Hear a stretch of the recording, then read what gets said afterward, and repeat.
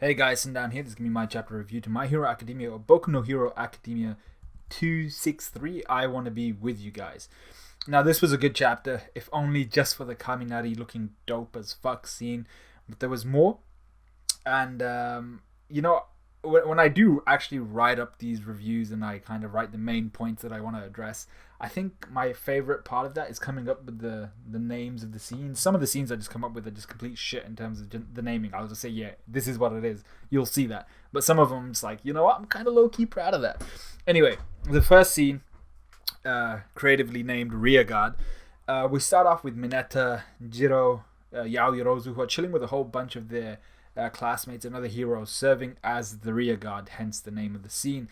Jiro hears that shit's starting to go down with her kind of jacks plugged into the ground, which is pretty much where we go to next. However, straight from the get-go of this chapter, Jiro remarks how she's worried about Kaminari and that Tokiyomi would be fine, but in particular she's worried about Kaminari. And I don't like all this shipping shit and all this shipping business, but Horikoshi did all the dirty work for the fans that do that shit. So I hope y'all are happy. For all you guys out there who are into that stuff, Horikoshi was ladling it out for you. Like he was shoveling that down your throats this chapter.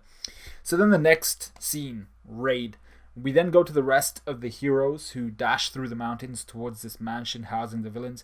And Kaminari is he's obviously scared as shit, not having the confidence. I'm not sure if it's just a confidence issue. Maybe there's a bit of just innate anxiousness. I'm not saying he suffers from anxiety, but there might just be more innate anxiousness. People get it, and he doesn't seem to have the confidence to be in such a situation. Probably thinking of himself as less of a frontline fighter than some of his more athletic and explosive classmates and counterparts, which is, that's a perfectly fine and logical reasoning to have gone through.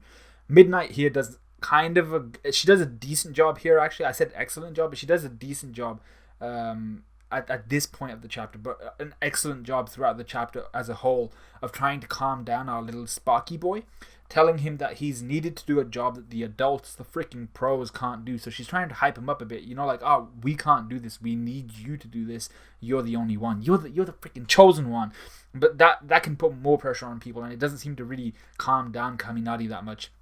Even Tokoyami telling him how impressed he was when he was learning to play the guitar. Kaminari continues to fret, completely glossing over Tokoyami's point and missing Tokoyami's point. But then we get one of the best moments of the chapter. This scene I refer to as Open Up. So Cementos got himself sniffed up on some good shit. Like, my guy is on rabies or something. He leaps forward, plants his hands on the ground like he's about to Kuchiyusu no Jutsu something, like he's about to do the summoning art from Naruto, and he splits apart the enemy hideout. And I was like, okay, cool. From the last chapter, it just looked cool. It looked really cool. But I was like, okay, and we kind of get that same thing. At first, it slowly splits until Cementos puts his back into it and completely blows away the exterior of the mansion from his side. And I was like, oh my God, Cementos, yo, shit, you need to calm your ass down. But I was mighty impressed. I've wanted to see more of the pros showing us why they're pros, and I've not been disappointed by either Miruko, Crust, Cementos, any of these guys so far. However, one dude from the villain side says this is what happens when they just wait for things like Shigaraki, for people like Shigaraki. Obviously, not giving a rat's ass about who's in charge. He says, oh, this is what happens when we're waiting for Shigaraki or whoever, showing that he's not really obedient. He's not really submissive to Shigaraki or any of his boys. He doesn't give a rat's ass about who's in charge or why. So he steps out in front of all of these heroes with his modified taser looking thing in his hand, getting ready to dish out some pain, but we don't quite get to stick with him. But I will comment on his design. So he has his lightning marked hair, his spark filled shirt, the fact that his speech bubbles all have this like obvious lightning style quality to them. I was like, okay, this guy's gotta have, I didn't realize at the time, but upon rereading, I was like, alright, this guy was obviously gonna have some sort of lightning electricity based quirk. We then get a double spread showing a heroes versus villains kind of thing, like ready. And I was like, okay, cool, it looked awesome. The villains look interesting as hell. There's a dude with holes in his body. I'm not quite sure, like, what quirk does he have? The Swiss cheese quirk? But there's a dude with a big ass mouth with long ass limbs, looking straight like a One Piece character. And then there's a Doom looking mofo, like legit. He's got the mask, then he's got this tubing coming out of his mouth. he just looks cray cray, and I can't wait to see how powerful these guys are, looking to make a name for themselves in the absence of Shigaraki. We also see Toga and Mr. Compress looking shaken at what's happening. We see Apocrypha and plenty others running towards the mayhem. I think not away from the mayhem. They're running towards all this shit, I think. Whereas Dabi seems to be focused on something else, and that's where I'm a little bit concerned. But we'll get back to that. Then the next scene, I am the conductor, and this was awesome. So we go back to the heroes outside with Ed shouting instructions, only making Kaminari's kind of anxiousness, that anxiety, probably a lot worse. And here is where Midnight's excellent skills come as a teacher come to the fore.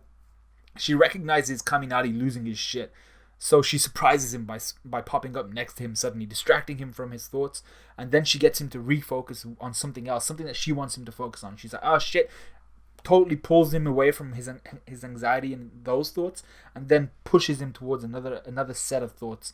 Focus on this instead, and he does. I thought she did such a good job of, and it sounds wrong, but of manipulating his mind and his flow. As a teacher, that was such an excellent way of dealing with someone who she knew was basically getting the stage right.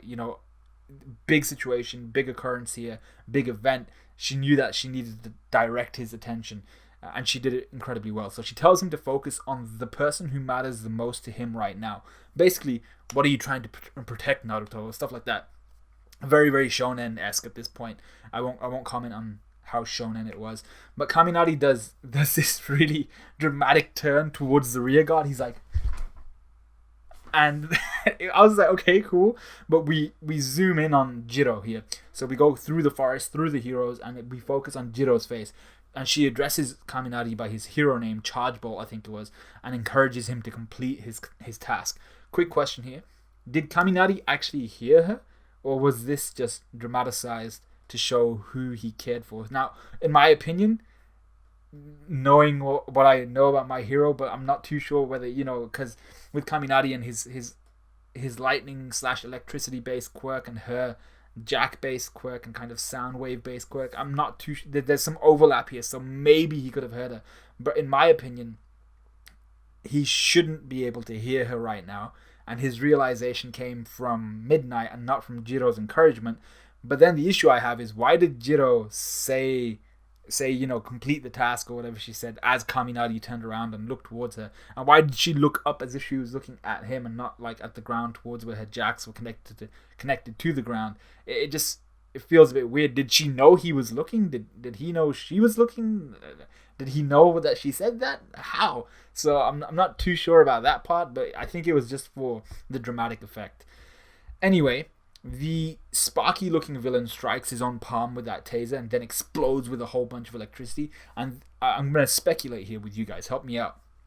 It seems like this guy, the villain, he can't generate his own electricity. He has to be given some... Now, there's going to be some... for the sciencey guys out there, for the guys who are very, very clued up on... I suppose it would be physics, right? Who are clued up on circuits and all that shit, the flow of electricity and the flow of electrons and stuff like that.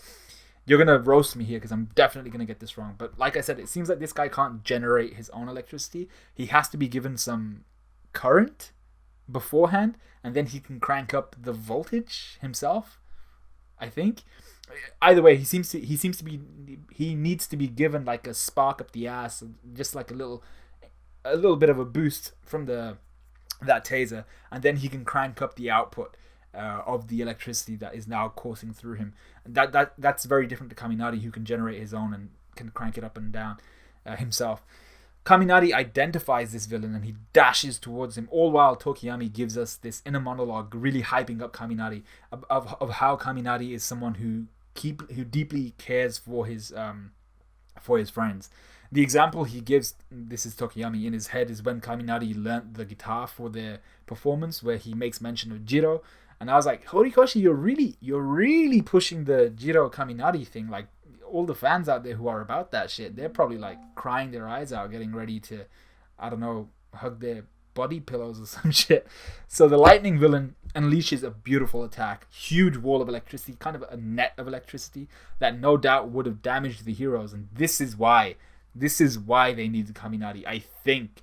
because they did make mention you can do something that only you. But we need you for something that only you will be able to do, Kaminari, and he has a lightning electricity based quirk. This seems to tie in with that, but they had no idea that this villain would be the one to show up unless they were accounting for that and saying that he would eventually show up and Kaminari would have to fight him. But I think this is why Kaminari was needed. There's a lot of speculation around that now that I've stated that, thinking out loud.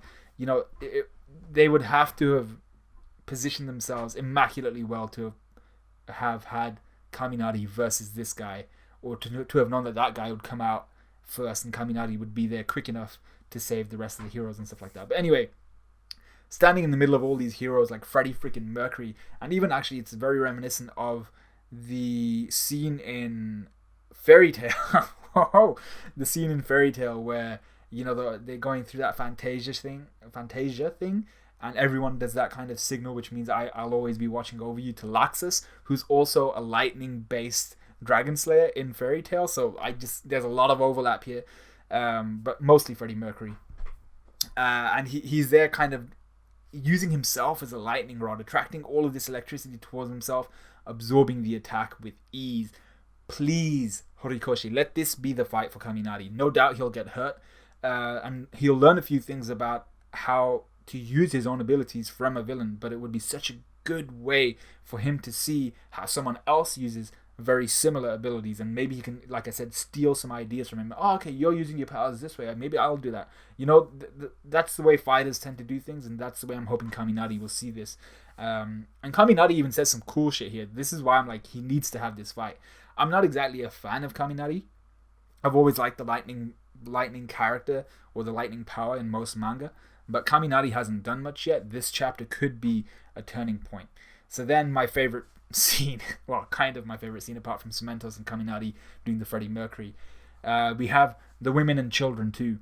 So this part of the chapter is simply Hawks getting ready to straight murder Twice, who's on the ground as a result of Cementos' great division. And Bubaigawara is essentially surrounded by Hawks' smaller feathers, with Hawks himself dual-wielding his larger feathers, getting ready to quite possibly kill the most dangerous member. Well, quite possibly the most dangerous member of the new villain group. And this is what I liked about Hawks. He's identified that Bubaigawara Twice is a huge threat, probably the biggest threat. But will he actually kill him? Is Hawks, like Kaido said about Roger, about Whitebeard, and then turns out he himself was too soft to kill Momonosuke? Spoiler alert. Is he too soft to kill Bubaigawara? Too soft to kill Twice? Or, while he's trying to do that, will Dabi roll up and Kentucky Fry our deep boy? Kentucky Fry our favorite bird boy, is what I was trying to say. I think, if Dabi turns up, it's going to be a very shitty situation for Hawks. And I think that's pretty much the end of the chapter. That last scene, just seeing Hawks' eyes, like he's like, yeah, I'm ready to kill this guy. I was like, yo, shit. Hawks almost looking like a villain right now. So, next steps. Where do I think this is going to go? I'm thinking we'll stay with these guys next chapter. Probably get a bit more on the Hawks versus Twice thing. I'm hoping we also see the start of some hero versus villain matchups, with Kaminari seemingly already against his counterpart. I'm thinking there's going to be like some more to do with Jiro / Kaminari, just because of the way Horikoshi was pushing it this chapter. I think Kaminari's going to be like on the losing side, and then Jiro's going to somehow give him like another slap on the ass, another adrenaline rush, as he approaches defeat, allowing him to muster new reserves of energy to clap his opponent. I don't know, something like that. But I'm hoping we get to see a lot more of the pro heroes as well. People like Midnight, people like Cementos in actual battle, and being able to see how they engage with different people, engage with these villains that we've just seen, especially that old lady. She's gonna be crazy. But that's pretty much the end of this review. I think that's pretty much the end of the chapter 2. Let me know what you guys thought of it. Like, comment, subscribe, all of that good stuff, and I will see you guys hopefully within the next couple of days when we jump on the One Punch Man podcast. So definitely go check out Grim Reaper's channel. Go check out Zonin's, Satsuki's, Matt's, who else? Kishin, all the boys. Go check out their channels. We're going to be on the One Punch podcast, so if you missed the name or if I missed the name, they'll all be on there. Just go check them out. And I think that's about it. So I'll see you guys in a bit.